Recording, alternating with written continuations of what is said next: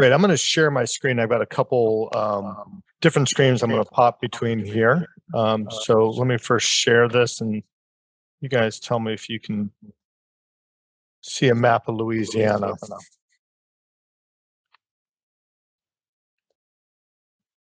It's loading now. Can you see my screen? Yes, we can.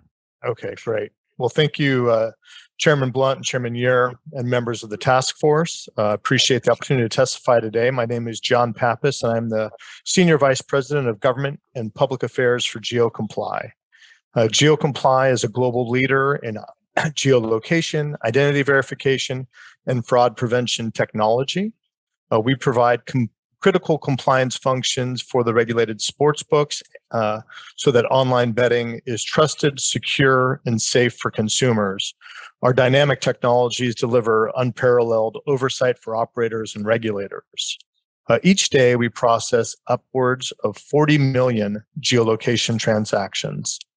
It's important to note that the data we collect is strictly for compliance purposes. We never sell or share an individual's geolocation data with an outside third party. Since the company was formed, we have successfully tackled the challenge of restricting betting within a state's border or geographic borders, even down to a block or building level. In fact, we're very proud to support some of the land-based casinos in Mississippi as they have on-premise mobile betting, which is restricted to their casino buildings. Our technology essentially enables online operators and regulators to meet the demands of federal law. So that would be the Unlawful Internet Gambling Act, the Wire Act, and other federal laws, as well as the sovereignty of states that choose to opt in or opt out of online wagering.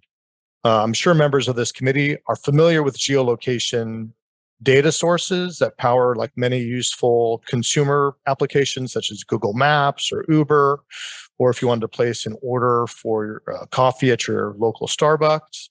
But the difference between those open door tools and compliance grade geolocation, what would be required in Mississippi for statewide mobile betting, is the way we interrogate the data to ensure that it is trusted and secure.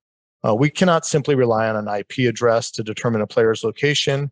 We have to dig far deeper. Our technology detects all sorts of attempts to manipulate or spoof someone's location. We can detect proxies, VPNs, remote desktop, virtual machines. The list goes on and on. By the time our system approves or denies a geolocation transaction, it has undergone nearly 1,000 analytical checks to verify that only legal bets are permitted in a jurisdiction. And that all happens in a matter of seconds and without any friction to the consumer. To help illustrate how the technology works, I do have a live demonstration of our technology in action. You've probably been looking at this map of Louisiana, and what you're seeing here are real-time geolocation checks happening. This obviously highlights the importance of the technology, but the effectiveness of it to pinpoint accurate geolocation within a state. As you can see, we border Mississippi here in Louisiana, and the checks you're seeing are happening here in real time. The different colored dots would indicate the type of device that a person is on. A white dot would be an iOS device, so that would be your iPhone or an iPad. A green dot would be an Android device, and the blue dots, which there aren't too many, would be people on like a laptop, a Mac, some sort of a PC placing a wager. Interestingly, Louisiana has some carve-outs within the state. These are parishes that chose to opt out of regulated online sports betting. So we're required to ensure that those people that are within those parishes are unable to place a bet, and you'll see occasionally a red dot dropping in those highlighted areas, and that's because that person was determined to be in a restricted area. And based on the proximity to the border, we will be geolocating someone more frequently. So if you're closer to Mississippi and you're in Louisiana, we view you as a flight risk and that you're traveling 65 miles an hour towards the border of Mississippi. And so we would make sure that you were geolocated enough times that you couldn't cross over into Mississippi and place a bet. I'm going to flip over to a PowerPoint which shows some data specific to,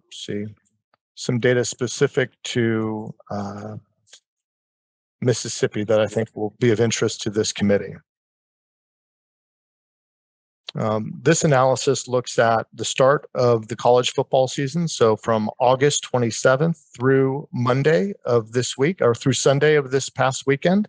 The data in this report is looking at our geolocation transactions for our sportsbook customers in authorized states. So since the beginning of the college NFL football kickoff in 2023, we've identified over 1.72 million geolocation checks from people within Mississippi seeking to access sportsbooks in other states. These people were, of course, blocked from betting. These attempts came from over 64,000 unique accounts that we identified within the state of Mississippi. 67%, almost 68% of these checks were people accessing Tennessee sports books, and almost 30% were looking to access Louisiana sports books. We also know that individuals in Mississippi, they may try to wager on their phone or access an online app on their phone and can't place a wager. They don't just quit. In many cases, we see that they travel across state lines. And every day we see this. We've seen multiple thousands of attempts since the start of the college and football season, where people have tried to travel into Tennessee and also into Louisiana and place a bet because they were unable to within Mississippi. They are also, we know when they are, in the middle of the state and not able to either go to a casino to place a bet or able to easily cross into a state where it is legal, that they are likely turning to an offshore online sports book where there are no consumer protections and obviously no economic benefit for the state of Mississippi. We're also seeing that interest in sports wagering is increasing in Mississippi. When we looked at the NFL kickoff from 2022 versus NFL kickoff from this year, we've seen a 37% increase in new sports betting accounts created within Mississippi. So from last year to this year, 37% increase in sports wagering accounts created within the state when you compare it to the 2022 start of the NFL season. As we think about the market there, we are, as I mentioned, already very excited to be participants in the market in a limited fashion to provide restricted mobile betting at casinos. As we look at a possible expansion, we look forward to the opportunity to build partnerships with operators and the regulators in Mississippi and to deploy our technology to ensure a very safe and regulated market there. And that one that is in full compliance with the demands of all the laws, whether it's state law or federal law. Really appreciate the opportunity to testify today, and obviously happy to answer any questions about the role geolocation technology can play in supporting mobile sports betting in Mississippi. Thank you very much. Do we have any questions? Yes, Kevin.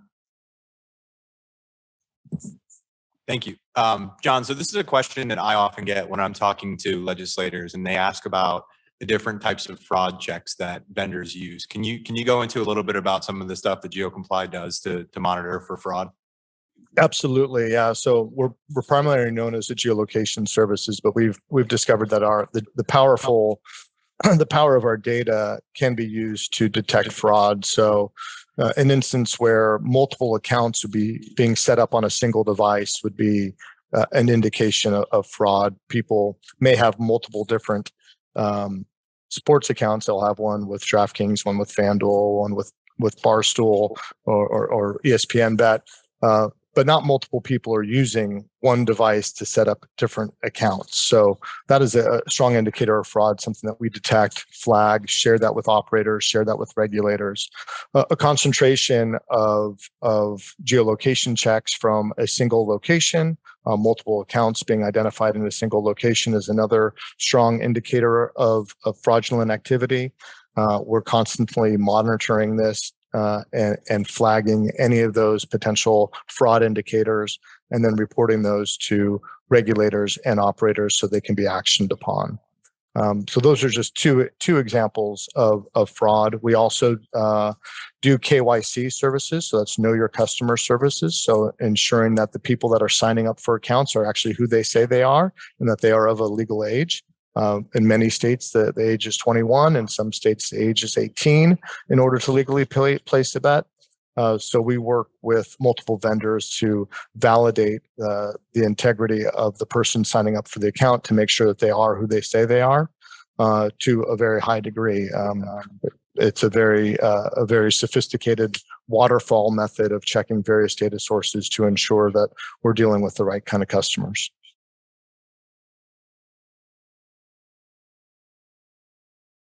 Mr. Chairman, I've got a question if it's all right. And John, I'm not sure if you're the right person to bring this up for. Apologize, I'm in Washington, D.C. today. But your presentation raised clearly the issue of the parishes that don't allow gambling. As you know, Mississippi has counties that authorize gambling and others that don't. And I'd be interested in hearing people talk about that process. I assume, John, you just say you're capable of dealing with it. We are, as I said, we already are today in Mississippi geofencing down to the casino level, right? So up to the doors of a casino, we can ensure that wagers only happen within the casino and not outside of the casino on a mobile app. So our technology is very precise. There was a vote of the people in Louisiana that led to those parishes opting out of sports wagering, and that's why we've been required to geofence out those parishes. Thank you. That's sufficient. And I'm in DC as well, so we should meet for drinks after this. So yeah, absolutely. I have a couple of questions. Who hires you and who pays for this service? We work with the operators, but we're licensed and regulated by the state regulators. But our customers are the operators, but our technology is validated by independent test labs, and when the states that have their own testing labs validate the accuracy of our technology as well. And we have to abide by very high standards, technological standards for how we validate every wager. So in the case of Louisiana, the regulatory agency in Louisiana requires each of the licensed mobile sports betting apps to pay a fee to you to make sure that people who live in the parishes in Louisiana where sports betting is not allowed, or people who live in Mississippi can't get on their app and place bets. Is that right? Correct, and that's a function of federal law, the Federal Wire Act, which prohibits bets crossing state lines. It's a requirement that both the server and the individual be located in the state where the wagers is occurring.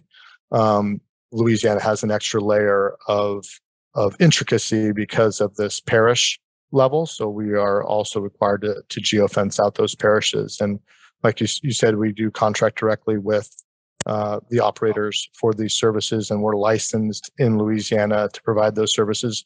There are other geolocation service providers as well that would be licensed in various jurisdictions. So in other words, the licensed, I don't know if this is the right term, but the licensed apps, sports betting apps in the state of Louisiana are paying a fee that's required by the state to keep people from Mississippi placing bets on those apps. Correct.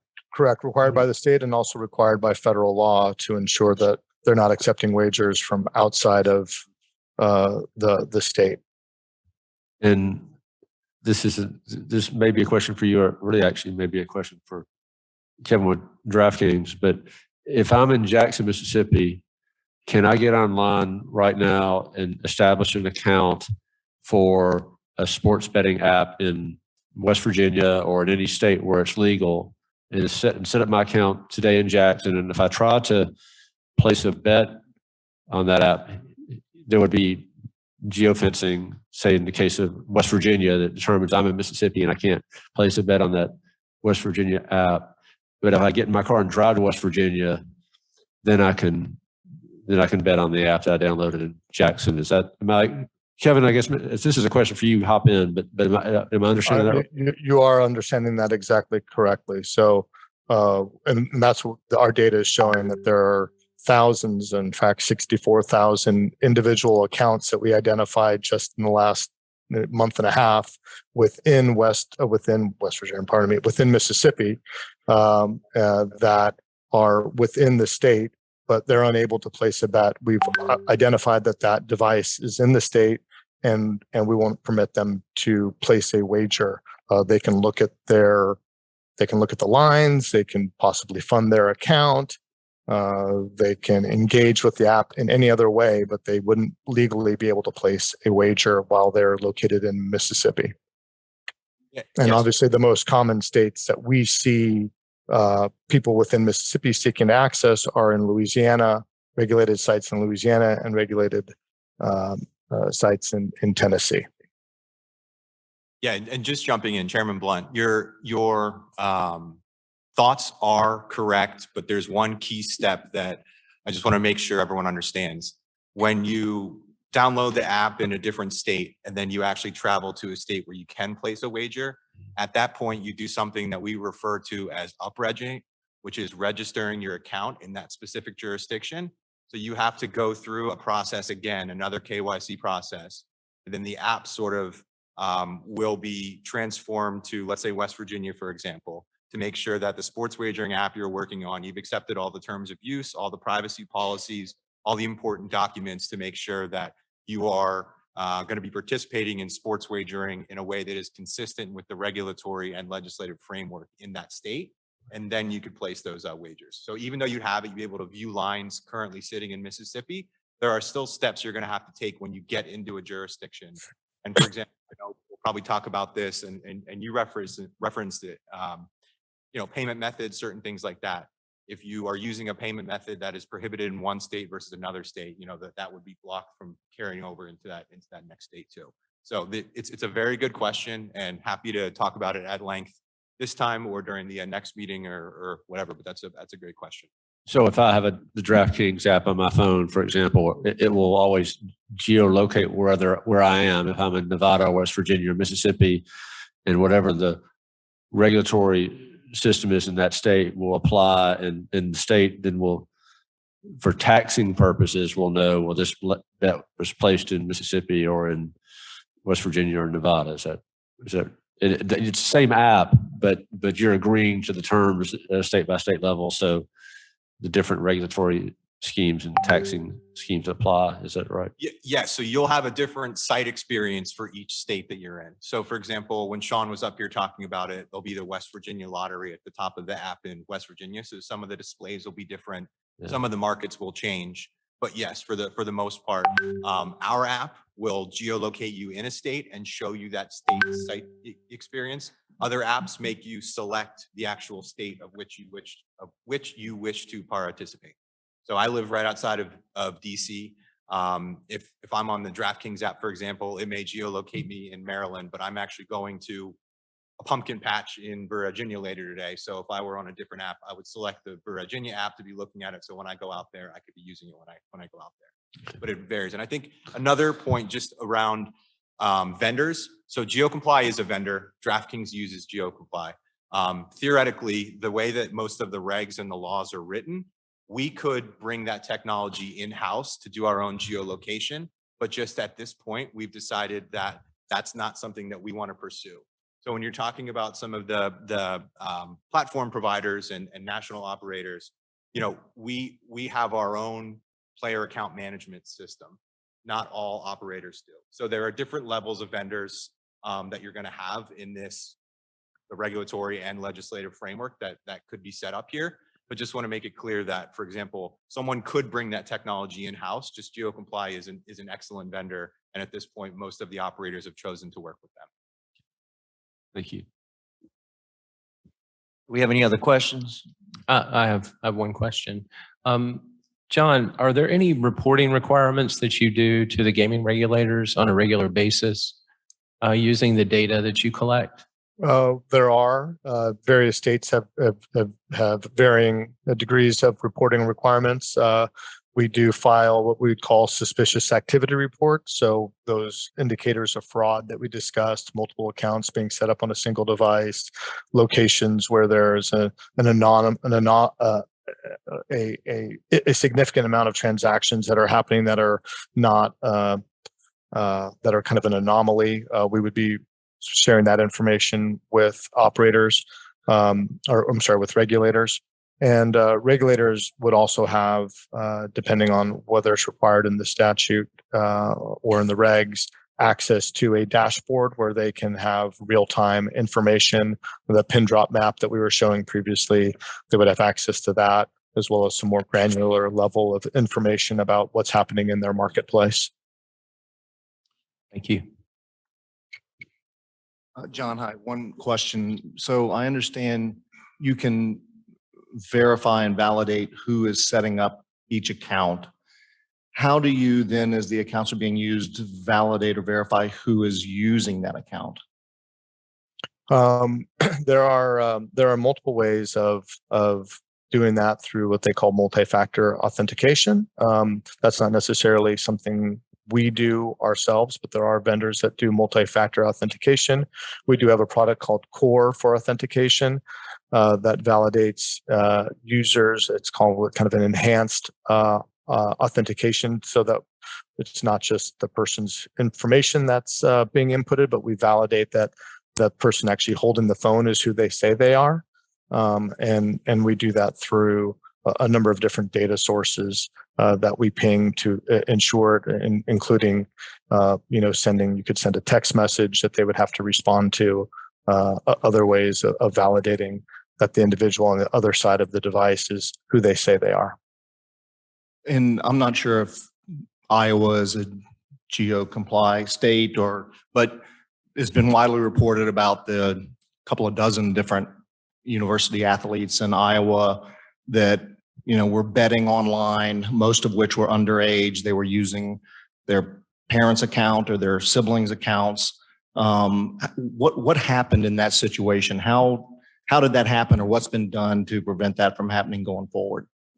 Well, I think this was, the question or the statements that were made earlier about learning from mistakes and improving regulations. In fact, the Iowa Gaming Control Commission is in the process of issuing new regulations that would hopefully close any of those loopholes to require this enhanced authentication of individuals so that situations like that don't happen again. So that problem, it still exists. They're in the process of fixing it? They're correct. They're in the process of fixing it. And I wouldn't suggest that this is a widespread problem. It certainly garnered a lot of attention in Iowa, but aside from Iowa, I'm not aware of this being like a widespread issue. And our data plays a role in identifying where a location of a bet is happening, but we weren't involved in the investigation in this case. Thank you. All right. Thank you, John, for your time and your presentation.